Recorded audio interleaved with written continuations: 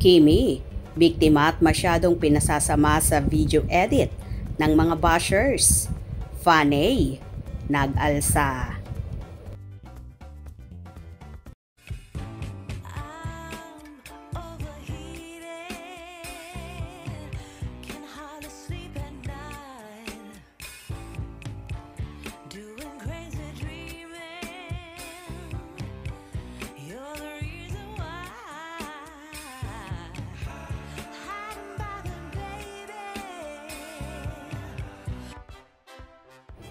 Nagngingit-ngit sa galit ang Kim Paulandia sa mga pangbabash ng ibang mga netizens kaugnay sa sinasabing maling pagbigkas ng pangalan ng Pinoy band na Four of Spades.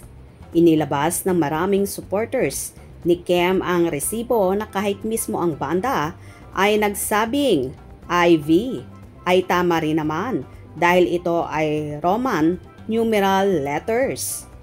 Pinutol raw ang video ng panayam sa banda at ang itinira lang ay ang bahaging binanggit ng actress host ang IV. Ipinakita ng ilang mga solid ni Kim ang kabuoang video na nagsasalita ang isang member ng band na ipinaliwanag na tama rin ang IV dahil ito naman ang mabibigkas kapag nabasa ang name nila. Bumubula ang bibig ng Fanny na si all for Kim Pao na binakbakan ang mga basher dahil sa sinadyang pag-edit ng video para palabasing katawa-tawa si Kim. Lumalabas na biktima si Kim sa pag-i-edit ng video sa interview ng banda sa show ng actress. About the video, bakit nyo pala pinutol? Sana pinost nyo din itong part na nagpapaliwanag pa yung band member about sa pangalan ng banda nila. Dito sa video na hindi pinili lang at sadyang pinuto lang. Naniniwala naman ang Kim Paulandia na habang binabato ang kanilang idolo, lalo itong inuulan ng biyaya. Pero sige lang, bash pa more. Blessing will come her way. As always, God knows sino ang dapat i-bless. Grabe na talaga ang basher ng dalaga na puro pagkakamali na lang ni Kimi ang hinahanap para may i-post.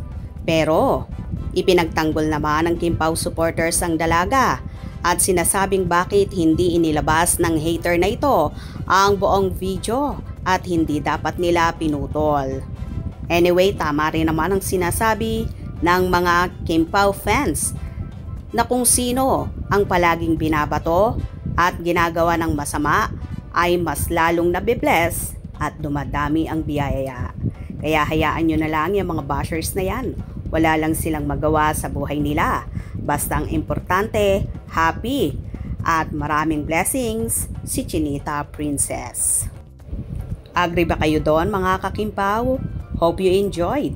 Please subscribe for more info.